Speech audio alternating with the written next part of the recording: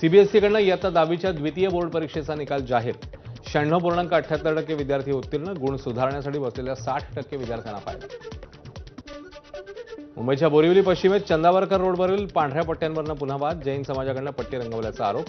मनसेचा तीव्र विरोध. मनसे कार्यकर्त्यांच्या उपस्थितीत महापालिकेच्या कर्मचाऱ्यांकडून पांढऱ्या पट्ट्यांवर काळा रंग. वसई पूर्वेकडील मेढे ग्रामपंचायत हद्दीतील वडघर गावाकडे जाणारा पूल कोसळला. 2 वाहनं पडली. जीवितहानी टळली, मात्र वाहनांचं मोठं नुकसान. अवजड वाहनांमुळे पूल कोसळल्याचा ग्रामस्थांचा आरोप.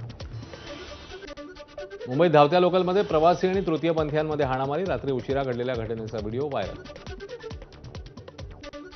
साताऱ्यात परप्रांतीय कामगाराची आगीच्या भट्टीत उडी घेऊन आत्महत्या. वाई एमआयडीसी परिसरातील एका कंपनीत कार्यरत कामगाराची आत्महत्या. वाई पोलीस ठाण्यात घटनेची नोंद.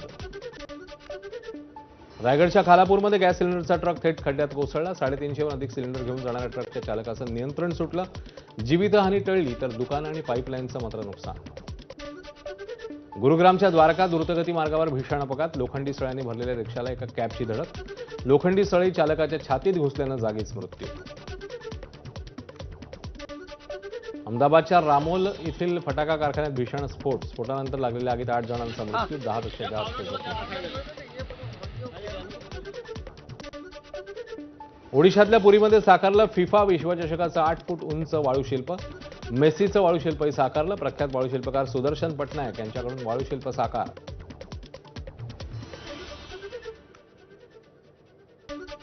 या होत्या टॉप 25 घडामोडी. आणि आता आणखी काही बातम्या.